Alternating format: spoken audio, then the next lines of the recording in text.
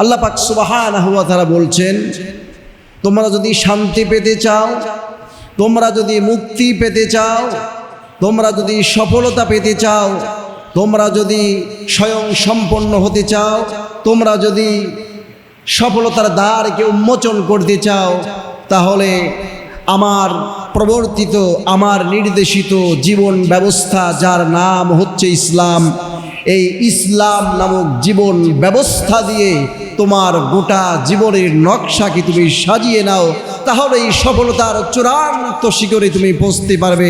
জোরে বলুন আল্লাহু আকবার।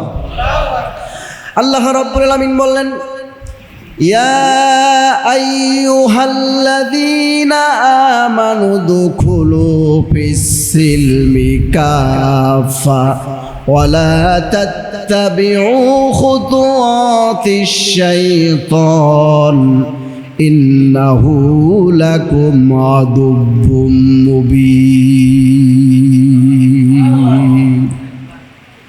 ওহে সকল ঈমানদাররা, যারা বিশ্বাস স্থাপন করেছ ওই মহান রবের প্রতি, আসমান জমিনকে যারা বিশ্বাস করে নিয়েছ, ইমানের মৌলিক বিষয়গুলোকে যারা বিশ্বাস করে নিয়েছ, মেনে নিয়েছ, তোমাদের জন্য কথা হলো উদখুলু ফিস-সিলমি কাফা, ইসলাম নামক জীবন ব্যবস্থায় পরিপূর্ণভাবে প্রবেশ করো। আর এক্ষেত্রে ওয়ালা তাত্তাবিউ খুতুওয়াতিশ শাইতান, ইসলামে প্রবেশ করতে গিয়ে, ইসলামকে মানতে গিয়ে, ইসলামের আলোকে চলতে গিয়ে তোমার বাধা আসবে, শয়তানের প্রতিবন্ধকতা আসবে, শয়তানের বিপত্তি আসবে, বাধা আসবে। এই শয়তানের পিছনে তুমি গা ভাসিয়ে দিও না, শয়তানের পদাঙ্ক অনুসরণ করো না। কারণ হলো তোমার নাজাতের পথে, তোমার সফলতার পথে, তোমার মুক্তির নিশ্চয়তার পথে একমাত্র বাধা হলো শয়তান। কারণ শয়তান হলো তোমার জীবনের চরম দুশমন। সফলতা পেতে চাও, মুক্তি পেতে চাও, জীবনকে উন্নত করতে চাও, পারলৌকিক জীবনকে আলোকিত উজ্জ্বল করতে চাও, পরিপূর্ণভাবে নিজেকে ইসলাম নামক জীবন ব্যবস্থায় তুমি নিজেকে প্রবেশ করিয়ে দাও। জোরে বলেন না সুবহানাল্লাহ। আমরা নিজেদেরকে মুসলিম দাবি করি, মুসলমান মানে কি মুসলিম?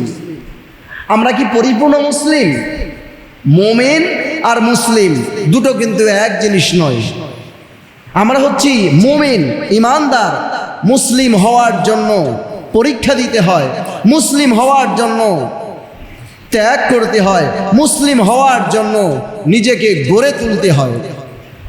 আমরা বিশ্বাস করি মহান স্রষ্টা হিসেবে আল্লাহ রাব্বুল আলামিন আছেন, ঠিক কিনা বলেন?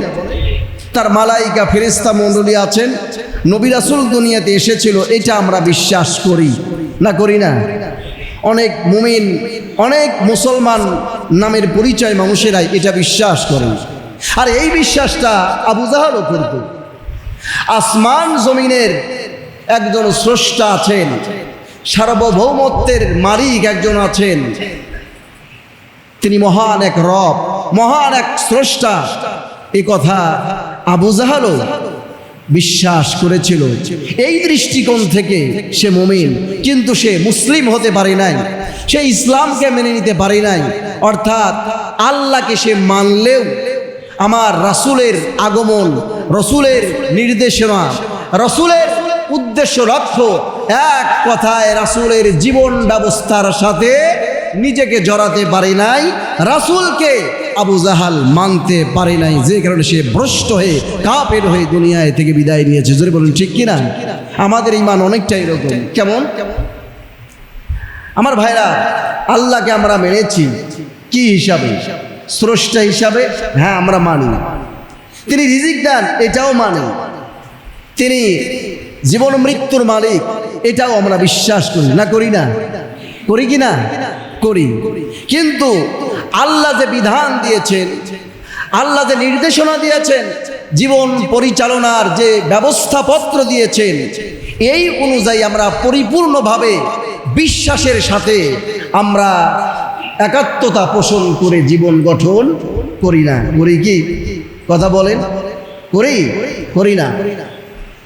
ব্যবসা বাণিজ্যে আমরা আমাদের আকীদা কি, আমাদের বিশ্বাসকে কি পরিপূর্ণ কাজে লাগাতে পেরেছি? যদি পারতাম তাহলে ওজনে কম দিতাম না, মালে ভেজাল দিতাম না, বিচারালয়ে দুর্নীতি করতাম না, টাকা খেয়ে বিচারের নামে জুলুম করতাম না। ঠিক কিনা বলেন? ঈমান হচ্ছে বিশ্বাসগত দিক। মনে করুন একটি আপনি গাছ লাগালেন, এই গাছটি একটু বড় হয়ে গেল, মোটামুটি বড় হয়ে গেল, এটার কাণ্ড, এই গাছের যে কাণ্ড, মূল যে গাছটা, এটা হচ্ছে আপনার ঈমান, এটা হচ্ছে আকীদা, এটা হচ্ছে ঈমান। এই গাছটি বড় হওয়ার পরে এর ডালপালা, শাখা প্রশাখা হবে কি হবে না? কথা বলেন, শাখা প্রশাখা হবে কি না? এখন গাছ গাড়ালেন, যখন এই ডালপালা শাখা প্রশাখা হয়ে গেল, এই ডালপালা শাখা প্রশাখা আপনি মনে করেন এগুলো ভারী, এগুলো যন্ত্রণা, এগুলো রাখা যাবে না, শুধুমাত্র কাণ্ডটাকে রেখে ডালপালাগুলো সব কেটে সেটে একেবারে সমান করে দিলেন। আপনি বলুন তো, অনেক উন্নত জাতের আম গাছ আপনি লাগিয়েছেন, শুধুমাত্র কাণ্ডটাকে রেখে ডালপালা শাখা প্রশাখা সব কেটে সেটে সমান করেছেন, এই গাছ কি আপনাকে উন্নত জাতের সুস্বাদু আম সরবরাহ করবে? এই গাছে কি ফল ধরবে? শুধু কাণ্ড আছে, শাখা প্রশাখা নেই, ডালপালা নাই। এই ডালপালাতেই তো আম ধরবে, ডালপালাতেই লিচু গাছে লিচু ধরবে, বিভিন্ন ফলের গাছে ডালপালাতেই তো ফল ধরে। ঠিক কিনা বলে? কিন্তু ডালপালা নেই, শাখা প্রশাখা নেই, শুধুমাত্র কাণ্ড। আপনি কি সুস্বাদু ফল ফলাদি ভক্ষণ করতে পারবেন? কথা বলেন, পারবে? পারবেন না।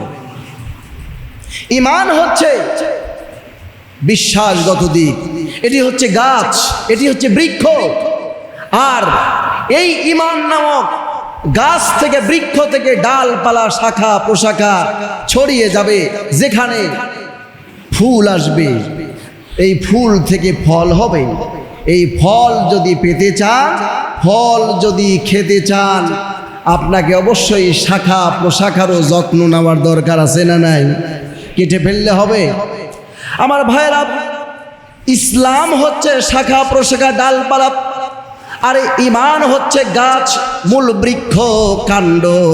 কাণ্ড থাকলেই হবে না। যদি ফল খেতে চান, যদি ফল পেতে চান, লাভবান হতে চান, শান্তি পেতে চান, উপকৃত হতে চান, তাহলে ঈমান নামক এই গাছটার ডালপালা, সেটি হচ্ছে ইসলাম।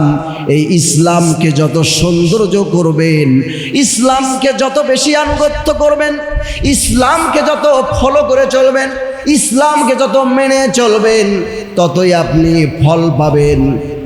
সকল ধরনের শান্তি, অগ্রগতি আপনার জীবনকে পরিপূর্ণ করে দিবে। জোরে বলেন না সুবহানাল্লাহ। আমার ভাইয়েরা, সেজন্য আমরা রব হিসেবে, স্রষ্টা হিসেবে আল্লাহকে মানি, কিন্তু আল্লাহর বিধান, আল্লাহর নির্দেশনা, আল্লাহর কমান্ড, এটা হচ্ছে বাস্তবতা। এই বাস্তবতার নাম হলো ইসলাম। এই বাস্তবতাকে যারা গোটা জীবনকে সাজিয়ে নেয়, গোটা জীবনটাকে ইসলাম নামক ডালপালা শাখা প্রশাখা দিয়ে সজ্জিত করে নেয়, তারাই এহলৌকিক জীবনে শান্তি, অগ্রগতি, সফলতা পাবে। আর পারলৌকিক জীবনেও তারা কি হবে? উন্নত হবে, নাজাত পাবে, মুক্তি পাবে। তার দিনটাই হবে সবল, তার ধর্মটাই হবে সর্বোৎকৃষ্ট, তার আদর্শই হবে পৃথিবীর সবচেয়ে উৎকৃষ্ট আদর্শ। জোরে বলুন না সুবহানাল্লাহ। আল্লাহ পাক কি চমৎকার করে বললেন, ওয়ামান আহসানু দীনাম মিম্মান আসলামা ওয়াজহাহু লিল্লাহি ওয়া হুয়া মুহসিন ওয়াত্তাবা মিল্লাতা ইব্রাহিমা হানিফা ওয়াত্তাখাযাল্লাহু ইব্রাহিমা খলীলা। ওই ব্যক্তির ধর্ম থেকে কার ধর্ম উত্তম হতে পারে? ওই ব্যক্তির দিন থেকে, আদর্শ থেকে কার দিন আর ধর্ম উত্তম হতে পারে? যে ব্যক্তি আল্লাহর কাছে পরিপূর্ণভাবে সারেন্ডার করেছে, আল্লাহর সাথে কাছে নিজেকে পরিপূর্ণভাবে সমর্পণ করেছে, আর একনিষ্ঠভাবে দিনের সৎ কাজগুলো, ভালো কাজগুলো নিবিষ্ট মনে পালন করেছে। আর তার জাতির পিতা, তার পূর্বসূরি, তার গাইডার মিল্লাত ইব্রাহিম তথা ইব্রাহিম আলাইহিস সালামের রেখে যাওয়া আদর্শ, যে আদর্শ কোনো বাতিলকে মানে না, যে আদর্শ কোনো শিরকিয়াতের মধ্যে নিজেকে লিপ্ত করে না, যে আদর্শ এক মালিকের কাছে ছাড়া অন্য কারো কাছে মাথা নত করার শিক্ষা দেয় না, সেই ইব্রাহিমী আদর্শকে নিজের জীবনে বাস্তবায়ন করেছে। এইভাবে যে ইসলামকে মেনে নিয়েছে সেই সফল কাম হয়েছে। আল্লাহু আকবার। আমার ভাইয়েরা, এভাবে যদি মানতে পারেন, জীবন সাজাতে পারেন, শান্তি পাবেন। কিন্তু আমাদের অবস্থা হলো, আমরা যেগুলো সুবিধা, নিজের জন্য উপকার, নিজের জন্য সহজ, নিজের জন্য ভালো, সেগুলো আমরা মানি। আর যেগুলোতে আমাদের প্রবৃত্তির, যেগুলোতে আমাদের চাহিদার বিপরীত হয়, সত্তার বিপরীত হয়, পছন্দ হয় না, বাস্তবিক এই পার্থিব জীবনে চলতে গিয়ে কঠিন মনে হয়, জটিল মনে হয়, পছন্দ হয় না, প্রবৃত্তি মানতে চায় না, খেয়াল খুশি মানতে চায় না, সেগুলোকে আমরা এক পাশে রেখে দেই। আছে না নাই? এরকম ইমানদার আছে না নাই? তাহলে কি বোঝা গেল?